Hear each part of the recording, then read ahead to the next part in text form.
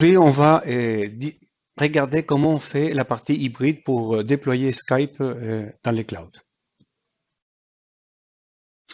La première chose, c'est qu'il faut comprendre que quand on va installer ou créer une situation hybride, il faut, comme on voit dans le slide, partager son domaine avec les clouds. Il faut se rappeler que Skype est dédié à une forêt et donc il a une seule organisation qu'en ces cas-là, on va étendre pour qu'il puisse couvrir aussi la partie Office 365. Et d'accord, donc tout ça, tu partages des domaines. Je crois qu'il y a une notion de share address space là-dedans. Tout à fait. Comme on dit, c'est un domaine pour une organisation Skype. Ici, donc le domaine, il va devoir couvrir une autre organisation qui se trouve en Office 365. Pour ça, on va réaliser une opération qui s'appelle Share Address Space pour partager le domaine qu'on a en premise avec le cloud. Quels sont les bénéfices de pouvoir utiliser la partie hybride? La première, c'est que c'est une transition, on peut dire, à la vitesse qu'on veut. Donc, on peut garder des utilisateurs en premise quand on est en train de migrer quelques-uns vers le cloud. C'est pas quelque chose qu'on doit faire obligatoirement d'un seul coup. L'autre, c'est pour pouvoir accéder à des fonctionnalités qui existent seulement dans le cloud. La plus importante, c'est par exemple le broadcast meeting. Et la dernière, c'est pouvoir utiliser des fonctionnalités qui encore ne sont pas développées dans le cloud, comme quelques-unes avec PSTN Calling. Ok, donc là, ça fait au moins 3 choses qui ont l'air intéressantes. Est-ce qu'on a d'autres solutions que hybrides, en fait? Oui, donc il y a une solution qui s'appelle Cutover, qui c'est quelque chose qu'on fait d'un seul coup. Donc on exporte les utilisateurs et on va les importer directement dans le cloud. Mais dans ces cas-là, il n'y aurait aucune interface, on peut dire, aux collaborations avec les clients qui sont en premise. Quels sont qu'est-ce qui est nécessaire pour déployer la partie hybride? Aujourd'hui, seulement est fait pour Link 2010, 2013 et 2015. Il faut savoir qu'en 2010 et 2013, même si on peut faire la partie hybride, c'est une partie hybride avec des conditions parce que on ne peut pas faire la partie hybride totale. Donc la partie Voice, par exemple, c'est obligatoirement pour Server 2015. Donc là, tu parles de Skype, tu parles de Link. Historiquement, chez Microsoft, on avait d'autres applications un petit peu similaires. OCS, par exemple, qu'est-ce qu'il en est?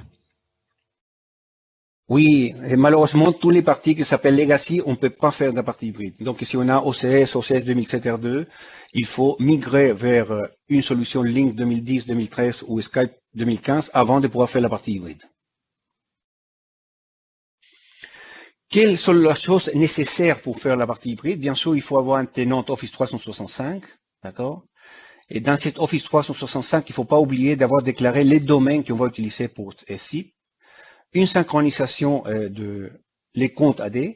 Il faut savoir que pour avoir Skype on-premise ou dans les clouds, il faut avoir une compte AD associé à l'utilisateur. Sinon, on ne peut pas activer les comptes Skype.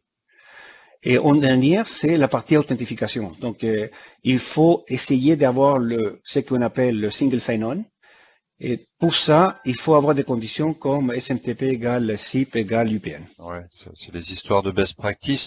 Par rapport à la synchronisation, quand tu parles de directory synchronisation, ça sert à quoi? Enfin, pourquoi est-ce qu'on est obligé de faire de la synchro?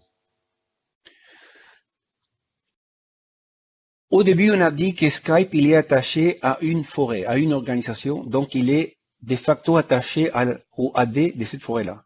Donc, quand on veut communiquer avec on peut dire, les utilisateurs qui vont être déplacés sur le cloud, il faut partager quelque chose en commun pour pouvoir savoir où on se trouve, et ça, c'est partie commun, c'est l'AD. D'accord, merci. Les autres choses, bien sûr, pour pouvoir migrer dans le cloud, il faut, comme on a dit déjà, avoir un déploiement en premise. Et il ne faut pas oublier la Exchange. Il faut savoir qu'on a une interopérabilité très forte avec Exchange. Si vous allez faire un meeting, par exemple, il faut accéder au calendrier. Et donc, c'est très important de savoir quelle version d'Exchange on a et où il se trouve la boîte aux lettres, dans les clouds ou en premise. Ouais, là, tu parles d'interopérabilité, il y a de l'exchange, on commence à voir plein de choses un peu dans tous les sens. Est-ce qu'on peut installer tout ça sur un tenant de test pour voir comment ça se passe? Oui, comme vous voyez, c'est beaucoup de choses pour un tenant de test. Donc, nous, on préfère avoir le tenant définitif. Il faut savoir quand on va tester dans le pilote, ce sont des choses qu'on peut revenir en arrière. Donc, retirer la licence, borrer, effacer l'utilisateur du cloud, etc. Donc, c'est mieux de tester en conditions réelles parce qu'il faut pas oublier qu'il faut déclarer son domaine. Et donc, les domaines, on peut les déclarer une seule fois. Ok, le mot de la fin maintenant, Léo, s'il te plaît. Donc, ce qui nous reste à faire aussi, que c'est très important, c'est la partie networking. Il faut penser qu'on part d'une situation complètement à l'intérieur de l'entreprise à quelque chose qui va se situer à l'extérieur. Donc, la partie networking, c'est très important.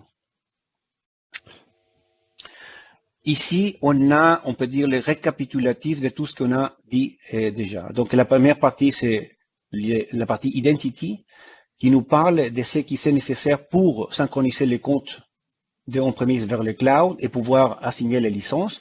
Et la deuxième partie, que c'est comment, au niveau de Skype ou Link, faire on peut dire la connexion. Donc, comme la partie cloud s'assimile à une fédération, il faut savoir qu'avoir Edge, c'est mandatory. Donc, il faut le configurer et pouvoir l'utiliser. Très bien, merci. Tu as encore un slide à passer ou c'est terminé, la migration? Oui. La seule chose qui me reste à dire, c'est qu'est-ce qu'on va gagner ou qu'est-ce qu'on va obtenir après qu'on a migré les utilisateurs. Donc, on va conserver la liste des contacts et les groupes et toutes les conférences qu'on a fait, donc ils vont être migrées dans les clouds. Les conférences sont attachées à un pool. Donc, dans ces cas-là, il va falloir les réactualiser avec les pools qui se trouvent dans les clouds. Et pour ça, on a un service qui s'appelle MMS qui va être démarré automatiquement. On a un event quand on bouge l'utilisateur qui va être déclenché pour MMS. Et qu'est-ce qu'il reste à faire après? Et c'est très important. Dans les clouds, on ne peut pas migrer les policies qu'on a utilisées en premise. Donc, il faut vérifier si les defaults ou les globales sont celles qu'on veut. Sinon, il faut les s'activer. Ok. C'est terminé pour aujourd'hui. Par rapport à la migration des utilisateurs, tout ce qui est Move, tu voulais dire un mot, mais je propose d'en parler la prochaine fois. Oui, il y a un slide pour les Move, mais ici, c'est presque une démo et une section complète. Donc, on va les garder pour la prochaine fois. Ok, très bien. Merci Léo. Donc cette session est terminée. Merci à ceux qui ont pu se connecter d'y avoir assisté. Si vous avez des questions, n'hésitez pas à passer par le formulaire qui est présenté avec cette vidéo et nous y répondrons via d'autres vidéos ou